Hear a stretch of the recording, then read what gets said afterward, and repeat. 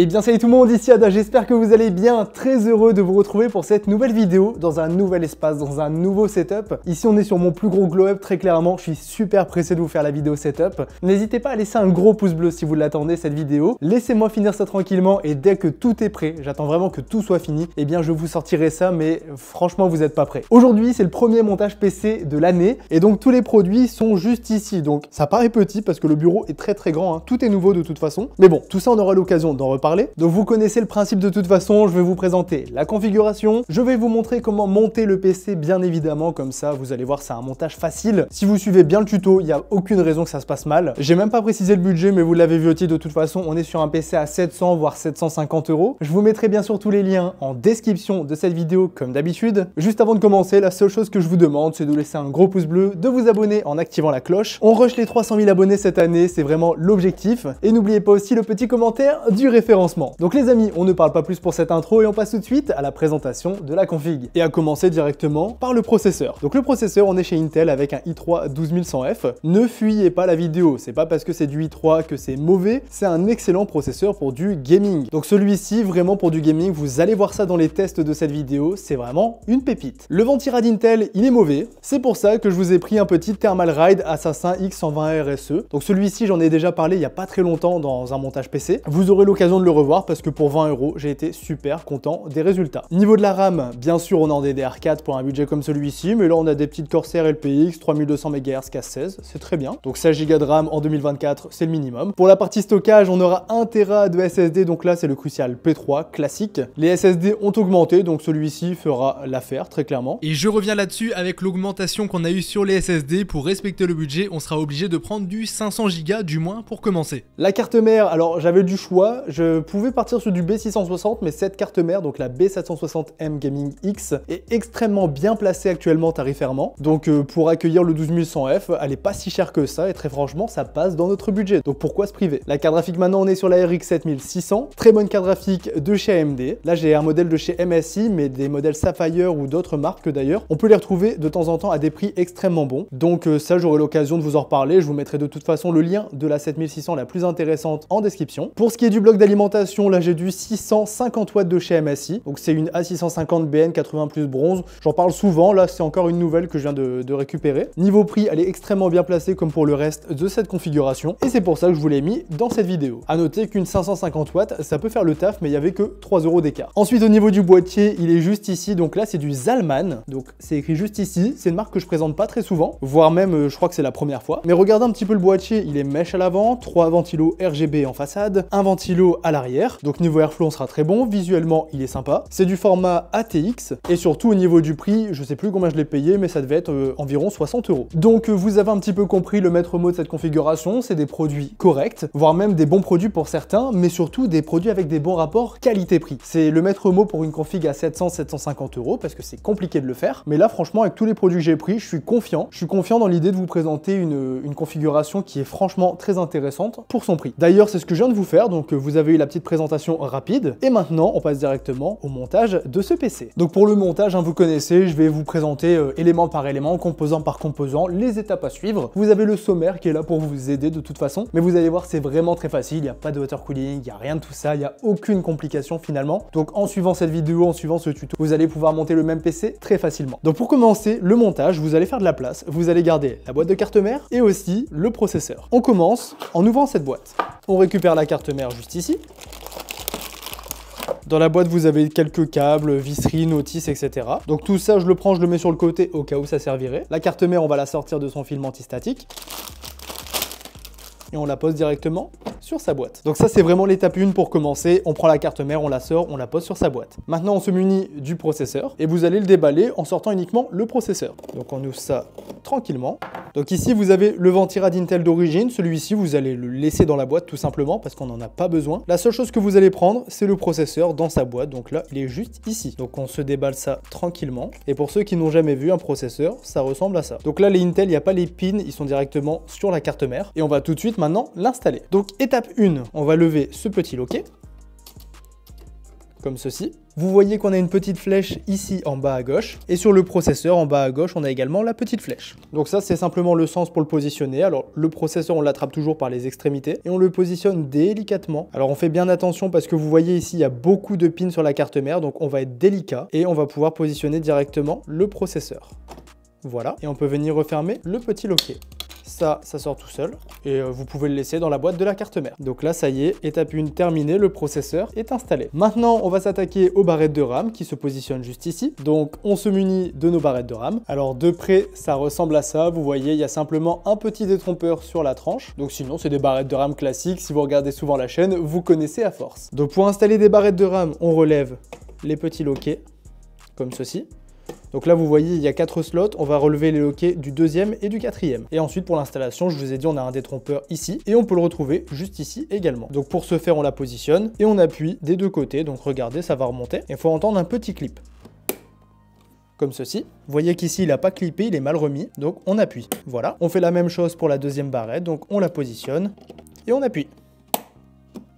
Donc là, deuxième étape terminée, les barrettes de RAM sont positionnées. Troisième étape, c'est le positionnement du stockage, donc ici de notre SSD qui sera derrière ce petit dissipateur. Donc là, toujours ce que je vous conseille, c'est une petite boîte comme ça avec plein d'embouts de visserie, mais vous voyez des petits embouts, donc ça ressemble simplement à ça. Parce que vous voyez qu'ici, on est sur vraiment une petite vis. Donc pour installer le SSD, on commence par enlever ici le dissipateur, sachant que c'est très bien sur une carte mère comme celle-ci qu'il y ait un dissipateur, c'est pas commun. Déjà, ce que vous pouvez faire, c'est enlever ce petit plastique, très important. Et quand je dis petit, c'est pas pour rien, il est vraiment petit, regardez, ça fait à peu près mon doigt. Et dans celui-ci, on a 1 Tera de stockage. Pour l'installation, c'est pas bien compliqué, vous voyez le détrompeur exactement comme les barrettes de RAM. Et donc, on va venir l'installer dans cet emplacement juste ici. Donc pour cela, vous l'insérez, voilà. Ça fait pas de clip ici pour le coup. Et là, vous voyez, il reste légèrement debout. Donc ensuite, on va venir, vous voyez, le positionner au-dessus de la vis. Et maintenant, on a simplement à remettre notre petit dissipateur. Donc là, on va le remettre par-dessus et on aura directement la vis dessus. À noter que si pour une raison ou une autre, vous n'avez pas la même carte mère et qu'il n'y a pas de dissipateur, vous avez toujours une vis dans la boîte du SSD. Donc ici, je viens le replacer très simplement. Et on vient remettre cette petite vis. Voilà. Donc là, les amis, on a vraiment bien avancé. On a maintenant un processeur, des barrettes de RAM et du stockage. L'étape suivante, et c'est la dernière pour la préparation de la carte mère, c'est l'installation du ventirad, donc du refroidissement pour le processeur. Notre ventirad, il est juste ici. Alors, dans la boîte du ventirad, vous allez trouver le ventirad en lui-même, donc ici avec le radiateur, un petit ventilateur, les différents supports de fixation. Donc vous voyez qu'ici, c'est écrit AM4, AM5, 1700 et là 1200. Donc ça, on n'en a pas besoin. Nous, on aura besoin du 1700. Donc vous allez prendre ces vis-ci. Vous allez également avoir un petit peu de pâte thermique, des supports de fixation, un autre système de fixation, mais cette fois-ci pour le ventilateur, et un support directement pour mettre les vis. Alors la première étape d'ailleurs, ça se passe avec celui-ci. Donc vous voyez avec quoi c'est compatible, et si vous regardez bien, juste ici, bon on voit pas très bien, mais là c'est écrit 1700, donc on va le descendre, et on va tous les descendre comme celui-ci. Donc là, c'est bien réglé pour notre processeur. Ensuite, on va enlever les petites languettes ici, donc c'est du double face. Voilà. Donc ça, c'est très bien, hein. Je rappelle que tout ça, ça vaut 20 €, c'est pas très cher. Maintenant, ça va se passer en dessous de la carte mère, donc juste ici. Et on va venir mettre ce petit support.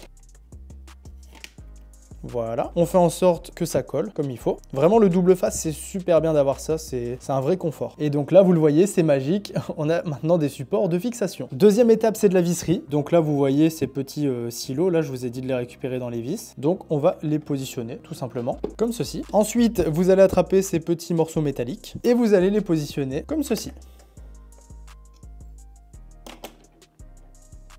Donc pour l'instant, ça ressemble à ça. Vous attrapez maintenant un tournevis cruciforme, de préférence aimanté, c'est pratique pour les montages de PC. Et vous vous munissez également de la visserie qui va avec le ventirad. Et maintenant, il suffit de venir visser tranquillement. Donc je vous apprends rien, vous vissez légèrement d'un côté, vous allez ajuster l'autre, voilà, comme il faut. On vient faire celui du fond. Donc là, on le serre bien. On serre bien celui-ci également maintenant que le deuxième est positionné. Et on fait la même chose de l'autre côté. Donc comme ceci. Donc une fois que c'est mis, on serre bien toutes les vis comme il faut. Voilà, donc ça c'est positionné. Maintenant on attrape la pâte thermique, donc là c'est de la Thermalright, c'est cool. Et donc là vous avez plusieurs choix possibles, moi je vais faire un trait comme ça, voilà. Maintenant on attrape le radiateur, on enlève bien sûr l'étiquette, très important. Et maintenant il suffit de venir le positionner, vous voyez qu'il y a juste à le visser en fait. Donc on le fait aller où il faut, on commence à la main si c'est nécessaire. Donc là pour l'instant celle-ci elle est bien axée et celle-ci vous voyez c'est pas encore bien axé. Donc on ne se précipite pas, ça va le faire. Et là voilà, c'est bien axé. Donc maintenant vous vissez chaque chaque côté. Là, on peut se permettre de visser à fond parce que les deux côtés sont bien enclenchés. Donc là, on a un ventirad qui est presque installé. Il va manquer le ventilateur avec ces deux attaches. Donc niveau de l'orientation, il va le regarder vers les barrettes de RAM. Et aussi niveau branchement, il va aller sur CPU fan qui est juste ici. Donc là, je fais en sorte que les câbles aillent directement vers là-bas. Donc là, ce qui est pratique, c'est qu'il tient tout seul sur la vis. Donc ça va être encore plus simple. Et maintenant, on va prendre les crochets. On le fait passer dans chaque trou. Et on va venir attraper la grille du radiateur. Voilà, on met déjà le premier. Et on fait la même chose de l'autre côté.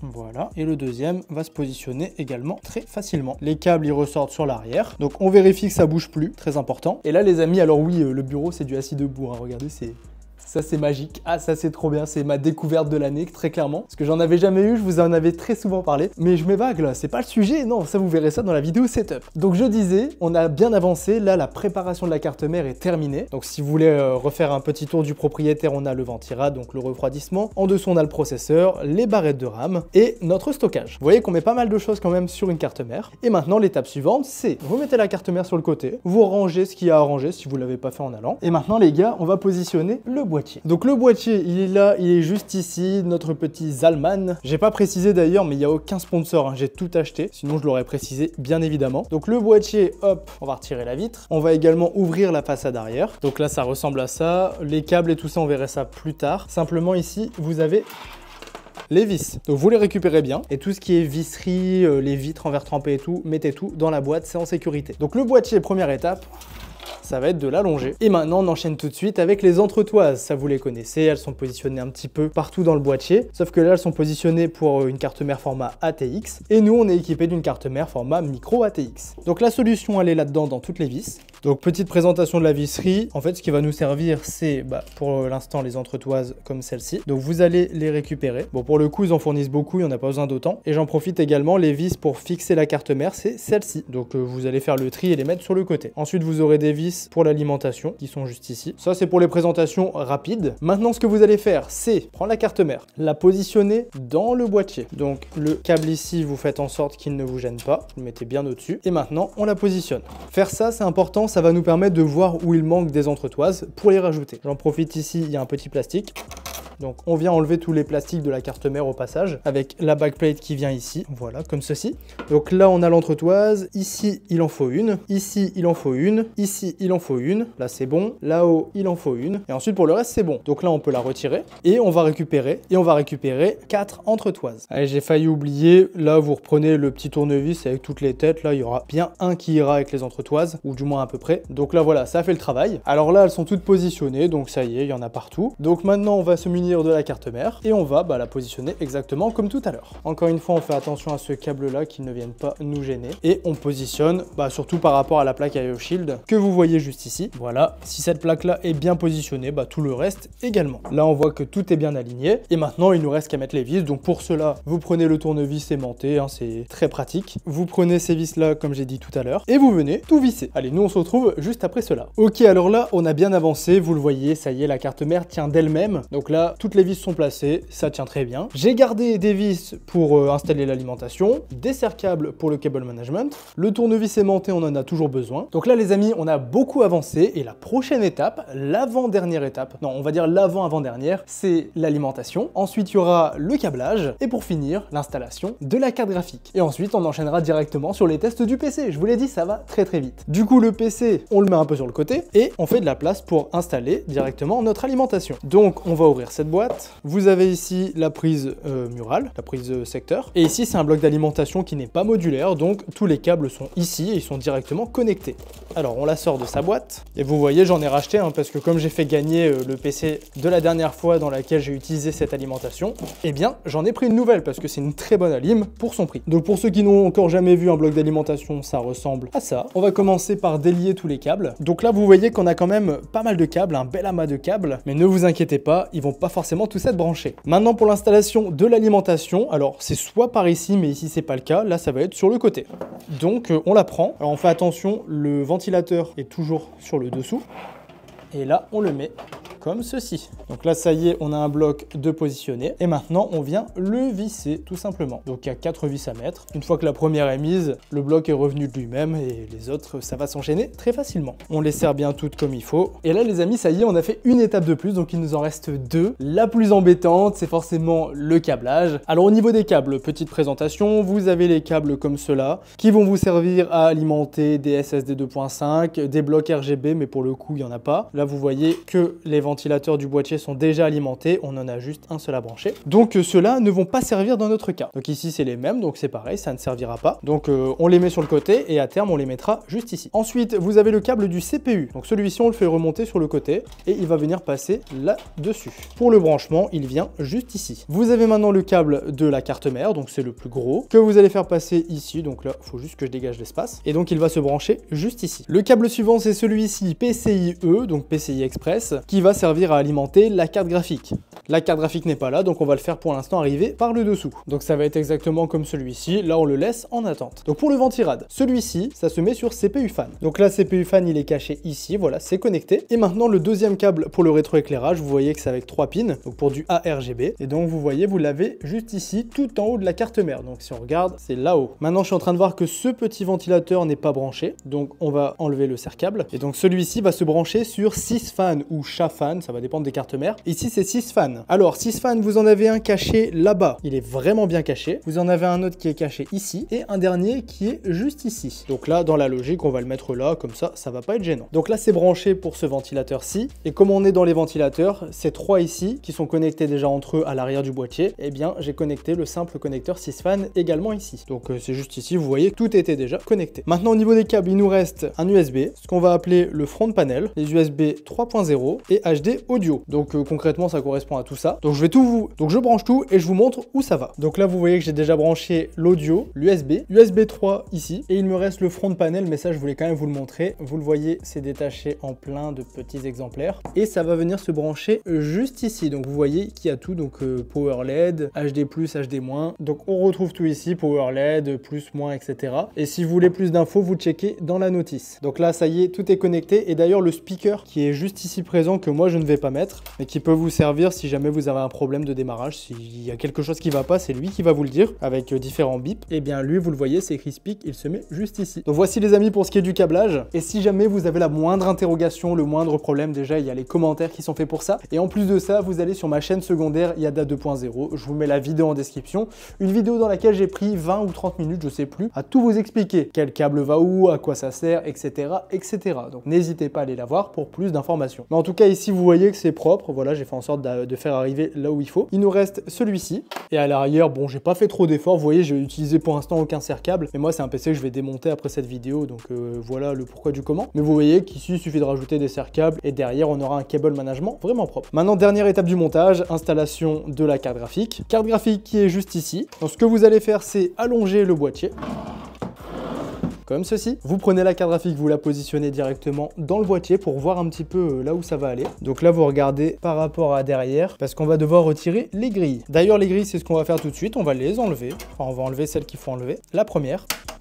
Voilà. Et la deuxième. Maintenant pour l'installation, on appuie ici, ça déverrouille le slot comme pour les barrettes de RAM. Donc moi je relève le boîtier, comme ça c'est plus sympa visuellement pour vous, mais vous laissez-le plutôt allongé. Ensuite vous prenez la carte graphique et vous venez la positionner dans son slot. On appuie un coup, voilà.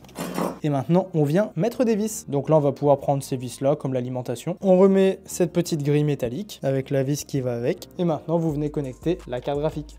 Et ensuite, bien sûr, on prend un petit serre-câble pour faire disparaître cet affreux câble qui dépasse sur l'avant de notre boîtier. Et là, voilà, les amis, ça y est, le montage de notre PC est terminé. Et maintenant, la dernière étape, c'est de le brancher.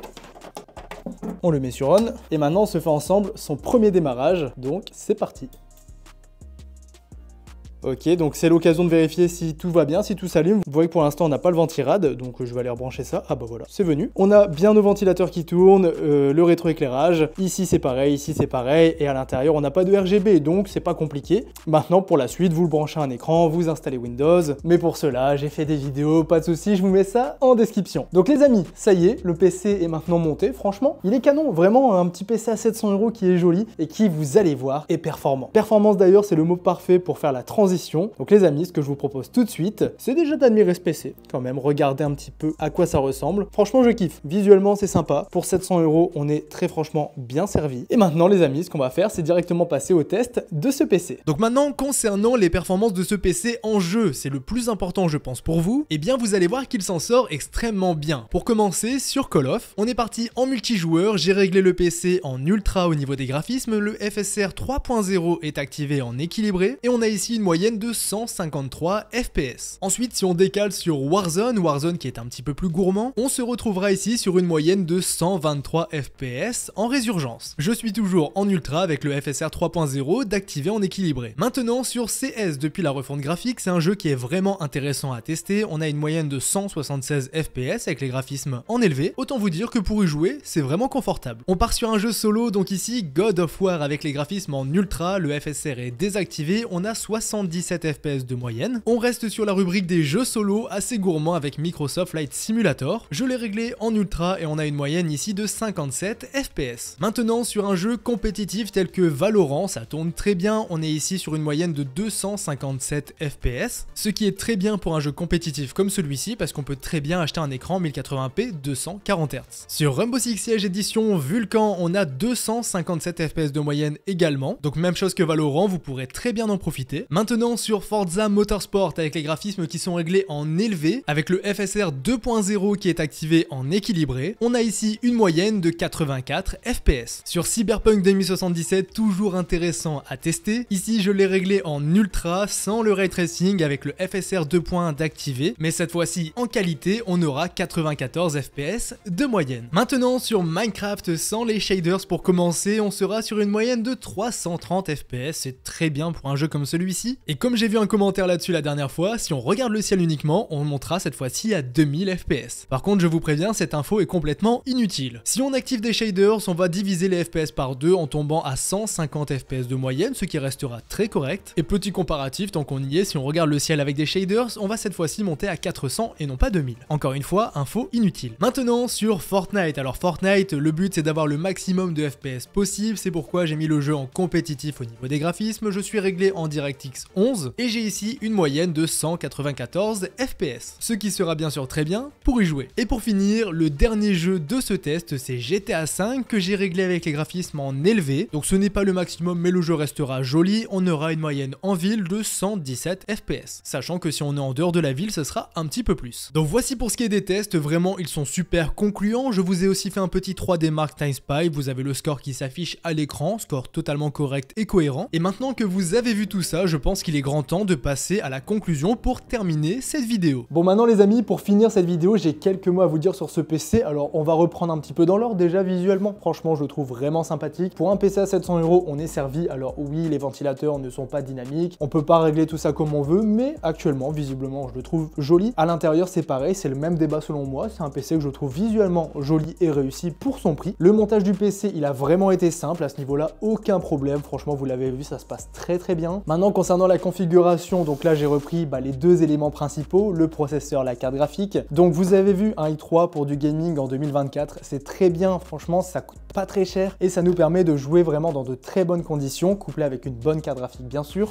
Les limites de ce PC ça va être si vous voulez faire du montage vidéo, du montage photo, de la 3D, du stream, tout ça, c'est pas fait pour. C'est vraiment un PC qui est typé gamer, là vraiment je pouvais pas faire meilleur en combo pour 700 € je pense. Donc pour du gaming c'est un très bon PC. Si vous voulez faire un petit peu plus d'applicatifs et tout ça, déjà regardez les cartes graphiques Nvidia et regardez un processeur avec plus de cœur et plus de threads. Donc autrement dit, augmentez un petit peu le budget, allez voir ma vidéo PC à 1000 € et vous verrez que vous aurez un PC bien plus polyvalent sur ce point. Donc je vous remontre une dernière petite fois cette petite bête. Franchement, j'ai été très content de réaliser ce PC, de le tester, de vous faire cette vidéo parce que je suis vraiment très content du résultat. Et au passage, allez voir les températures qui ont été affichées. Ce Ventirad, c'est une dinguerie. Alors actuellement, il fait un peu froid dans la pièce, donc forcément ça a joué. C'est pour ça d'ailleurs que je suis pas trop revenu sur le sujet. Mais ce PC, il est super bien refroidi. C'est vraiment un igloo, franchement, avec tous ses ventilateurs et sa petite config. Eh bien ça respire très bien. Il fait pas de bruit en plus de ça. Regardez, je vous mets le micro dans le PC et je vous l'éloigne légèrement.